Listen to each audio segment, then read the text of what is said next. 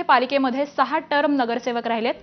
दरम्यान याच सगळ्या संदर्भामध्ये भाजपचे उमेदवार अनंत सुतार यांच्याशी बातचीत केली आमच्या प्रतिनिधींनी, जाणून घेऊयात।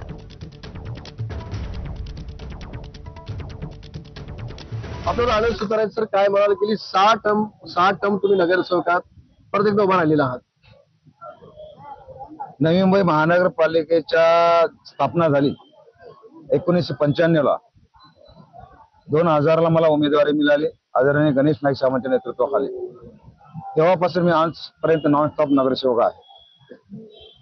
25 वर्ष जो माणूस नगरसेवक निवडून येतो याचाच अर्थ लोकांच्या कामात लोकांना समाधान असेल।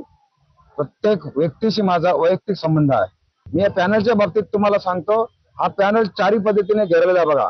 एकाकडे माझा स्लम एरिया आहे, एका वॉर्डमध्ये माझ्या सिडको नोड आहे, एकामध्ये माझा गाव आहे, ऐरोली गाव आहे, एकाकडे संपूर्ण सिडको शहर आहे।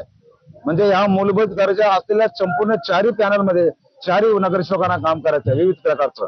या ठिकाणी असलेल्या माथाडी वर्गामुळे तुम्हाला फायदा होणार आहे। माथाडी वर्गाने चिकारलेली मिरवणूक आहे आणि या माथाडी वर्गाने सांगितलेलं आहे तुमचा विजय निश्चित आहे।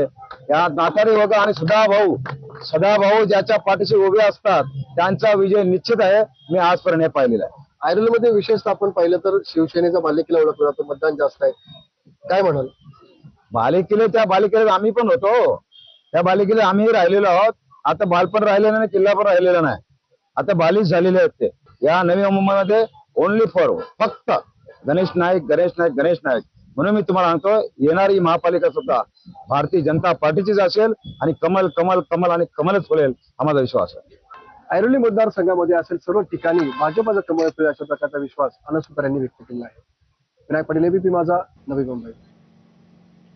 बातमी आहे पुण्यातून। गुंड निलेश घायवळवरून रवींद्र धंगेकरांनी चंद्रकांत पाटलांवरती पुन्हा एकदा निशाणा साधलाय। चंद्रकांत